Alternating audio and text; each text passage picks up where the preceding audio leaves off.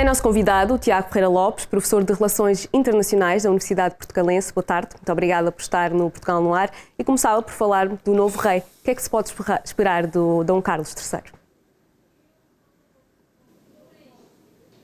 Temos de esperar, e infelizmente para ele, muitas comparações com a sua mãe, e obviamente que as comparações são legítimas porque ela esteve 70 anos no trono e, portanto, é normal que nos primeiros meses do seu reinado, ele seja comparado no estilo e na maneira de estar.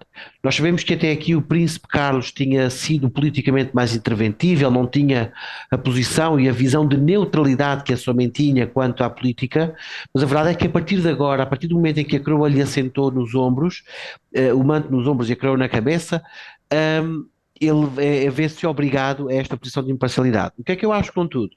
Primeiro que tudo, nós não podemos esquecer que o Príncipe Carlos já era adepto de alguns temas que agora estão na agenda internacional, como seja a agricultura sustentável, como seja a agenda ecológica. Ainda antes do casamento até com a Princesa Diana o Príncipe Carlos abraçava estas temáticas. Portanto, será muito natural que no começo do seu reinado ele traga estes assuntos para a agenda. Óbvio que o reinado começa numa fase complexa da vida política do Reino Unido e com a guerra em curso na Ucrânia e com o afastamento com relação à União Europeia, ele terá que saber gerir de forma muito inteligente os momentos em que a monarquia e a coroa aparecem, mas também os momentos em que não aparecem na vida política, e portanto eu parece-me que é por aí. Há aqui uma nota só que eu queria também dar. Um, Camila Parker Bowles, em bom rigor, ela já é rainha consorte, portanto, não era suposto ela ter ascendido a rainha, mas a verdade é que Rainha Isabel II, este ano, durante o jubileu, marcou publicamente o seu desejo de que ela fosse rainha consorte e, portanto, Foi um último pedido também da rainha para foi o que último houve. pedido que ela fez. E em E, portanto, relação, a partir de agora entramos nessa fase. Passamos a ter um casal real no trono que não tivemos com a Isabel II, porque o Duque e o Príncipe Filipe nunca ascendeu ao título de rei consorte. e em relação à última vez que foi vista numa fotografia, quando recebeu a primeira-ministra, a Rainha Isabel II, já apresentava um ar mais debilitado, já tinha a mão roxa, mas isto demonstra que também foi sempre muito dedicada ao cargo. Foi muito dedicada, aliás, o grande legado dela, e é a partir daí que Carlos III terá que começar, foi esta vida verdadeiramente de serviço ao público, serviço à população, e tanto que a família e a sua vida pessoal e privada foi muitas vezes sacrificada em prol deste servir permanente.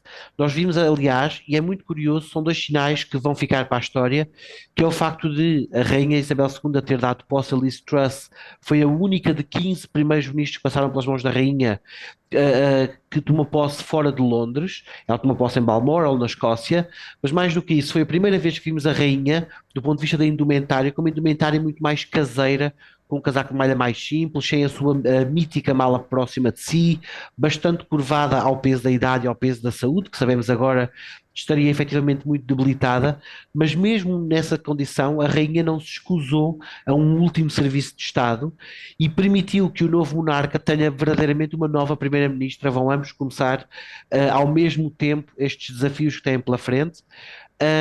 E é a grande parte do legado de Isabel II é essa. É também, contudo, importante nós termos aqui essa noção. Nós temos falado muito nas últimas horas sobre o papel e a posição quase de unanimidade com relação à rainha. Ela não foi sempre assim. Nós sabemos que a rainha passou a viver num estado de graça após a superação daquela que é a sua crise maior, que é a crise da morte da princesa Diana, e o momento em que ela finalmente cede à pressão pública para aparecer e demonstrar que ela, além de rainha, também era avó e também era mulher. E em relação ao protocolo que normalmente está escrito para estas ocasiões, está a ser seguido como estava previsto? Está mais ou menos a ser seguido, porque vocês na peça deram a conta disso também, e muito bem, porque se passou às 6 da tarde, e parece-me que se passou propositadamente às 6 da tarde para o anúncio oficial, passamos para o dia seguinte tudo. Portanto, o dia zero, que era suposto ter sido ontem, é hoje, e daqui para a frente é que conta. Há aqui apenas duas notas que são importantes fazermos. Primeira nota. Em princípio, não sabemos se vai ser no 10º dia que vai acontecer de facto o funeral.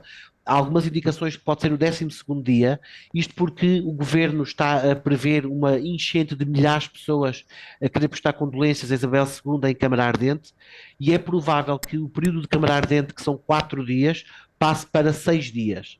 E, portanto, a acontecer isto, estende-se o período. Além disso, e esta é a parte mais curiosa, e será interessante para percebermos porque é que aconteceu. Há aqui uma pequena alteração protocolar. Normalmente o rei ascende ao título, portanto o Conselho de Ascensão, que se irá reunir amanhã para proclamar Carlos III como rei, antes de falar à nação. E desta vez nós não vamos ter isso.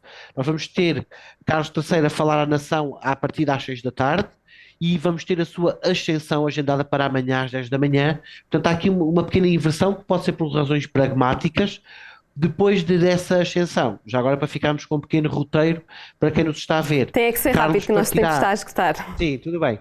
Carlos partirá então para visitas à Escócia, à Irlanda do Norte e depois a Gales, de modo a que todo o Reino Unido reconheça e proclame oficialmente o monarca como seu monarca também.